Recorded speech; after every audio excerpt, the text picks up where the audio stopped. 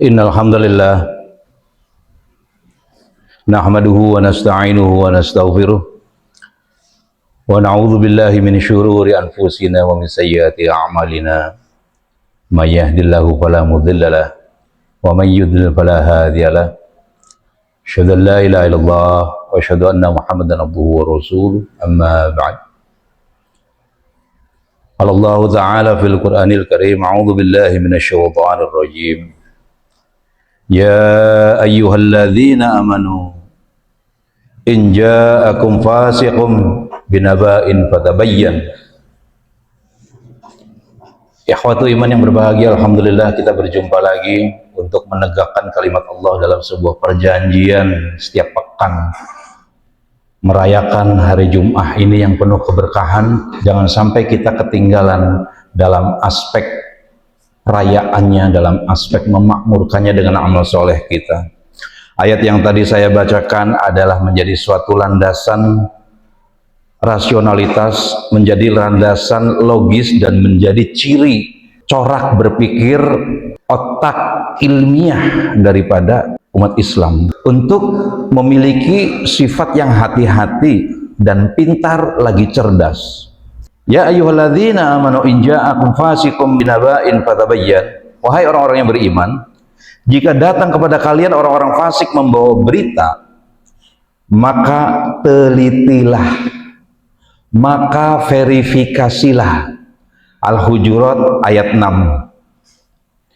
Ikhwatiman yang berbahagia, kalimat ini menjadi suatu benteng logika, benteng intelektualitas kita untuk menjaga kemurnian sunnah Nabi. Salah satu keistimewaan agama Islam yang kita mesti sadar, bahwa agama ini dibentengi oleh benteng yang namanya ilmu sanad, data, transmisi daripada ilmu dan verifikasi. Islam itu bukan agama dongeng, bukan agama katanya, bukan agama dari kitab-kitab kuno yang tidak jelas sandaran ilmiahnya, tanpa kontrol, tidak mungkin. Jadi ayat tadi Al-Hujurat ayat 6 menjadi fondasi logika verifikasi berita-berita sumber hukum, baik dari Al-Quran, bagaimana nanti hadis menerangkannya, atau hadis itu pun sendiri yang kemudian kita pelajari apakah genuine, apakah otentik. Seluruh ulama sepakat bahwa sumber syariat itu kan Al-Quran dan As-Sunnah, dua itu. Kalau bicara Al-Quran, tentu itu sudah kita tidak ragu lagi, terjaga secara mutawatir melalui hafalan para hafidh, para hufaz, melalui mushaf yang tersebar di seluruh muka bumi ini. Nah, sedangkan hadis itu berbeda keadaannya dengan Al-Quran. Apakah kita semua di sini, apakah termasuk saya, memiliki kitab-kitab hadis yang begitu banyak? Ya sudahlah, yang gampang saja, Bukhari dan Muslim. Kalau tidak ada yang aslinya, yang terjemahnya ada tidak? Tidak banyak yang kita punya, karena duitnya juga kita harus siapkan begitu banyak. Kalau mau PDF-nya bisa, ya, era digital anak-anak muda ini. Tapi persoalannya mau tidak membacanya. Ini persoalan bangsa kita itu, yang minat bacanya rendah sekali. Ini mengerikan. Melalui Jumat ini saya ketuk diri saya dan semuanya, jangan baca WA terus dan berita-berita yang gak jelas. Al-Hadis itu menjadi sebuah tradisi yang memberikan sinar cahaya keilmuan buat kita. Hadis menghadapi tantangan yang seperti itu. Kenapa? Karena hadis adalah riwayat yang mengisahkan ucapan, perbuatan, dan takrir Nabi, ketetapan Nabi SAW yang disampaikan manusia kepada manusia yang lainnya, dari generasi ke generasi, dari Rasulullah kemudian ke sahabat, sahabat, tabiin, tabiin, tabiut tabiin, terus sampai sekarang 1400 tahun, waktu yang cukup panjang. Oleh karenanya muncul kan pertanyaan logis, bagaimana kita memastikan bahwa ucapan itu benar-benar dari Rasulullah SAW? Bagaimana sih?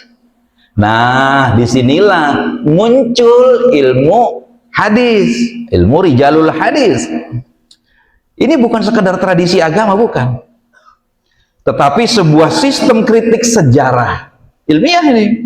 Kritik sejarah yang paling teliti dalam peradaban manusia. Bangga tidak kita jadi umat Islam? Harus bangga. Sadar nggak kita punya itu? Sadarilah. Jadi jangan punya sembarang hadis yang katanya ini qala Rasulullah, ini sunnah. Ternyata bid'ah, ternyata hadisnya dhaif, bahkan maudhu, hadis palsu. Bagaimana itu nanti? Nanti kita diombang-ambingkan apa kata orang, hoaks-hoaks yang beredar di media itu. Mengapa ilmu hadis sangat penting? Semakin jauh jarak dari sumber informasi, yaitu Rasulullah, sahabat, maka semakin besar pula kemungkinan terjadinya apa? Satu, distorsi, deviasi, bias, lupa, bahkan manipulasi karena kepentingan-kepentingan tertentu, baik politik maupun ekonomi. Karena agama itu suka jadi komoditi dagang. Itu menimbulkan interaksi ekonomi. Nanti diciptakanlah hadis-hadis ini dan itu. Bahkan yang paling mengerikan, kemungkinannya adalah pemalsuan. Sudah, kalau Rasulullah tidak takut dia. Karena itu ulama memahami bahwa sunnah itu harus dijaga dengan metodologi ilmiah yang ketat. Kata mereka, al-isnadu minad din, sanad itu adalah bagian dari agama. Sanad itu periwayatan. Pewarta, rentetan pewartanya siapa saja, wartawan kalau zaman sekarang. Sumbernya dari mana? Maka para imam pun berkata, laulal isnad faqala man syaa ma syaa. Kalau saja tidak ada ilmu sanad, maka siapa saja akan berkata sesukanya atas nama agama. Ini yang terjadi. Atas nama agama dikirain ibadah, padahal bid'ah. Dikirain ibadah, padahal syirik. Nggak tahu. Jadi kalau tidak ada ilmu sanad, maka siapa saja akan berkata atas nama agama. Bukankah ini sangat rasional perkataan ini? Bayangkan bila tidak ada sistem verifikasi yang dibangun oleh para pendahulu kita, maka semua orang bisa mengatasnamakan Nabi Shallallahu Alaihi Wasallam untuk kepentingan politik, ekonomi, kelompok, bahkan hawa nafsunya sendiri. Lalu orang-orang zindik, jangan kaget, itu suka di TV-TV itu suka ada debat-debat tuh. Orang munafik di Indonesia mengira katanya, wah ilmu kritik hadis, ilmu sanad itu kan baru muncul belakangan. Setelah ratusan tahun Rasulullah meninggal, setelah ratusan tahun Rasulullah wafat, 300, 400 tahun, 500 tahun setelah Rasulullah. Padahal apa? Padahal sejak zaman sahabat sudah ada verifikasi ilmiah tuh. Check and recheck itu sudah dilakukan. Contohnya, ketika mengkritik pemahaman riwayat tentang mayit akan disiksa karena tangisan keluarganya.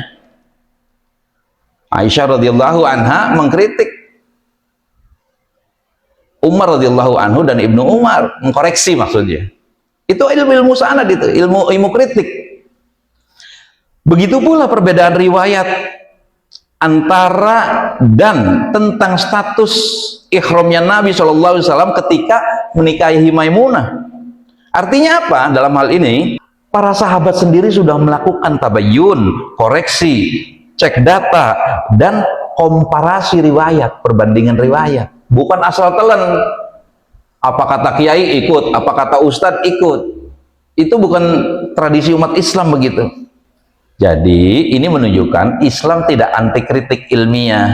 Nah kalau kita mau, saya suka ada kalau di grup PA itu mengkoreksi atau bertanya tentang suatu hadis, mestinya dia mempelajari dulu ilmu bertanya.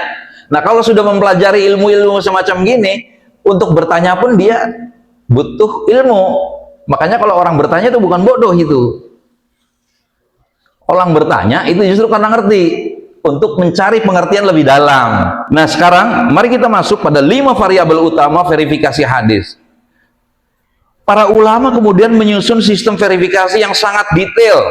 Pertama, ittisal as-sanad, ketersambungan atau kesinambungan sanad harus mutasil. Misalnya A menerima dari B, B menerima dari C, C menerima dari Nabi SAW. Para ulama itu meneliti. Ketika sanadnya begitu, maka muncul pertanyaan, apakah mereka sezaman? Apakah mereka bertemu? Ya, lihat kok, apakah mereka tinggal di baldun yang sama, di kota yang sama, negara yang sama? Apakah pernah mereka melakukan rihlah ilmiah? Apakah mereka benar-benar mendengar langsung atau katanya?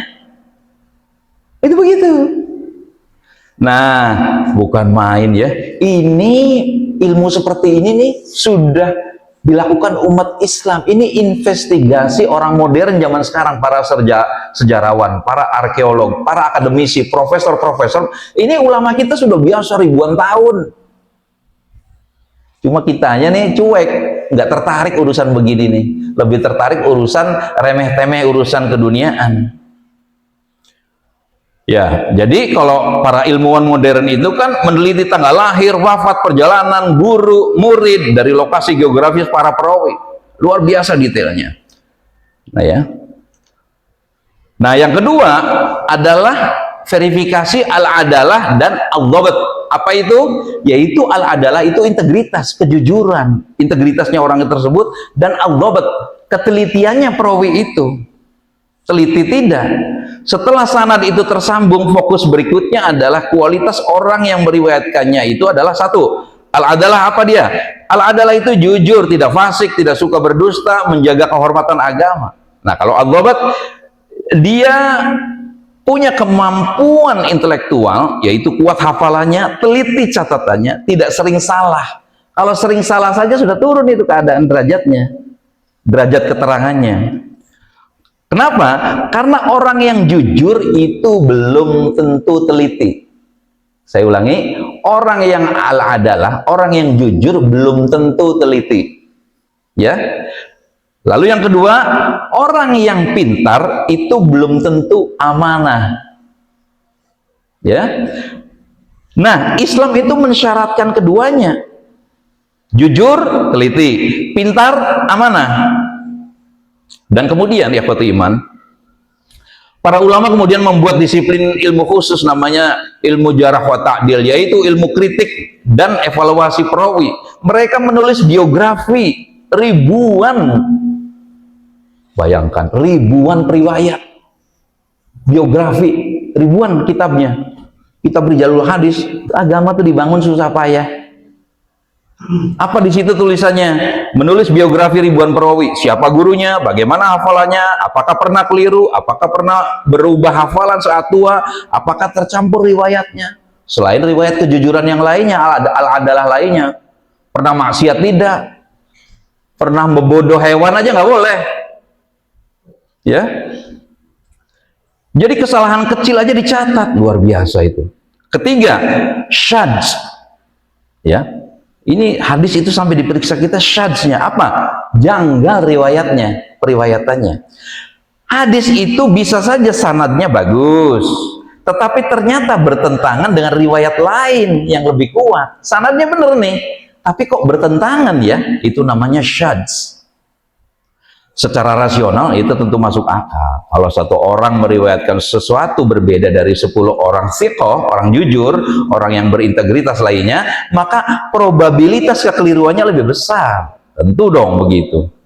Karena itu ulama membandingkan jumlah perawi, kualitas hafalan, kekuatan jalurnya, dan kesesuaian riwayat.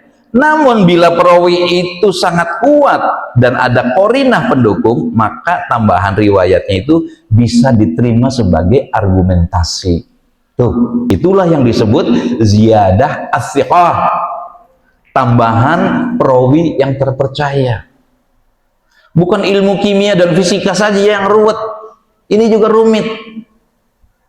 Puncaknya kerumitan dalam mempelajari ilmu hadis, ya, adalah illah atau cacat tersembunyi. Kalau orang awam, orang biasa tidak lihat cacatnya hadis itu, tapi bagi para ulama, ilmuwan tahu di dalamnya.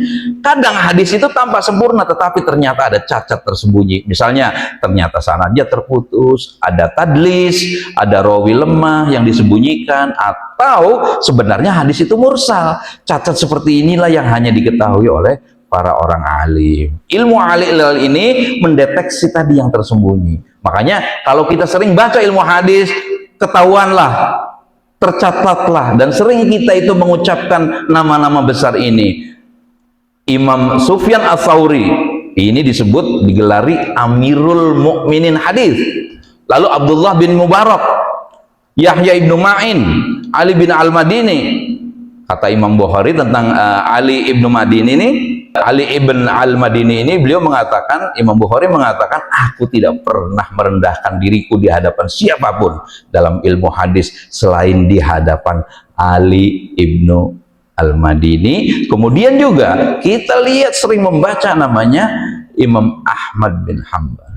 Hadirin yang berbahagia, bersyukurlah kita diberi kesempatan untuk bisa membahas ini, menyegarkan kembali ingatan kita tentang bagaimana sebuah perjalanan ilmu itu dirangkai dari zaman ke zaman, dari generasi ke generasi, dari benua ke benua, dari pulau ke pulau, dari kota ke kota, dari masjid ke masjid, dari tulisan ke tulisan. Hendaklah kita menjadi bagian dari itu. Jangan jadi bagian kedustaan dan kesia-siaan hidup. Tadi sudah disampaikan pada bagian tadi, Imam Ahmad bin Hanbal, ya. Nah, imam dari spesialis ilal, cacat yang tersembunyi dari Rijalul Hadis, tentang biografi para muhadis, itu adalah Ad-Daruqutni. Ad-Daruqutni itu dijuluki imam besar ilmu ilal, ya. Ad-Daruqutni ini imamnya. Sangat detail pembedah cacat tersembunyi. Ilmu hadis itu sejatinya bekerja seperti sistem kemungkinan nisbat, probabilitas nisbat, kemungkinan akan dinisbatkan, disadarkan, yaitu seberapa besar kemungkinan sebuah riwayat benar-benar nyambung dan berasal dari Nabi SAW. Ada hadis sahih, itu adalah hadis yang memiliki kredibilitas, probabilitas, probable itu kemungkinan, kemungkinan yang tertinggi kebenarannya. Pertama, sahih li dzatihi, sanadnya bersambung, perawinya sangat kuat, tidak ada syadz, tidak ada illah, maka secara teoritis probabilitasnya sangat tinggi. Lalu sahih li ghairihi, apa? Ini hadis awalnya hasan tetapi diperkuat banyak jalur lain, maka menjadi naik menjadi sahih. Ini seperti banyak saksi independen yang saling menguatkan. Kalau di pengadilan umumnya saksi berdiri sendiri, ya, saling menguatkan. Walaupun mereka tidak tersambung, ternyata setelah diuraikan menjadi saksi, menjadi tersambung, ya. Lalu hadis hasan. Hadis hasan adalah hadis yang masih diterima sebagai hujjah, bisa. Hanya saja tingkat ketelitian perawinya sedikit di bawah sahih. Perawinya jujur, tetapi hafalannya tidak setingkat dengan imam besar, namun tetap kuat untuk diamalkan. Nah, hadis dhaif, apa hadis dhaif? Probabilitas nisbatnya rendah karena ada kelemahan. Rawinya majhul, tidak dikenal, hafalannya lemah, atau sanadnya bermasalah. Rantai sanadnya itu, karena itu secara asal tidak dijadikan hujah hukum, nggak bisa. Hadis maudhu, apa hadis maudhu? Hadis maudhu ini paling berat, hadis palsu, tidak boleh dinisbatkan kepada Nabi. Jangan berani-berani kita mengatakan ini qala Nabi, itu Rasulullah mengatasnamakan agama, itu dilarang keras. Biasanya dalam sanadnya kalau hadis palsu itu ada apa? Ada pendusta, orang yang di situ pendusta yang meriwayatkannya, lalu pemalsu atau pengakuan dusta. Ada seseorang perawi hadis yang kemudian dalam satu masa yang lain mengaku dia berdusta, maka itu hadis yang pernah disampaikannya derajatnya hadis maudhu, hadis palsu. Makanya Rasulullah menyampaikan tadi sebagaimana yang saya ucapkan pada bagian awal, man kadzdzaba alayya muta'ammidan falyatabawwa maq'adahu minan nar, barang siapa yang berdusta atas namaku dengan sengaja, maka hendaklah ia menyiapkan tempat duduknya di api neraka. Makanya banyak orientalis akhirnya mengakui bahwa umat Islam memiliki sistem kritik transmisi yang detail dalam sejarah manusia. Karena apa? Biografi perawinya dicatat, jalur transmisi diverifikasi, kualitas hafalan dinilai, bahkan cacat yang tersembunyi dibongkar. Ini bukan budaya katanya, tapi budaya ilmiah, ya. Nah, kalau zaman sekarang banyak hoax. Kalau orang yang biasa begini sudah insya Allah terhindar dari hoax. Fitnah, berita palsu, potongan video, manipulasi narasi, AI deepfake. Ironisnya umat Islam justru sering meninggalkan budaya tabayun. Asal punya diterusin, di-share aja. Mengerikan. Padahal nenek moyang ilmiah kita telah mengajarkan cek sanad, cek sumber, cek kredibilitas, cek konteks, cek validitas. Maka sesungguhnya ilmu hadis bukan hanya relevan untuk agama, tetapi juga menjadi fondasi etika informasi modern. Ikhwatiman yang berbahagia, maka ilmu hadis adalah bukti bahwa Islam dibangun di atas ilmu, rasionalitas, logika, dan verifikasi melalui sanad, jarh wa ta'dil, kritik riwayat, penelitian syadz, dan ilmu ilal. Umat Islam yang menjaga sunnah Nabi sallallahu alaihi wasallam dengan hati-hati sungguh luar biasa. Karena itu ketika kita membaca hadis sahih, kita bersyukur sekali. Makanya sesungguhnya kita sedang membaca warisan yang telah melewati proses kritik sejarah yang paling ketat dalam peradaban manusia. Semoga Allah menjadikan kita umat yang mencintai sunnah, mempelajari ilmu, dan amanah dalam menyampaikan agama. Rabbana atina fid dunya hasanah wa fil akhirati hasanah wa qina adzabannar. Assalamualaikum warahmatullahi wabarakatuh.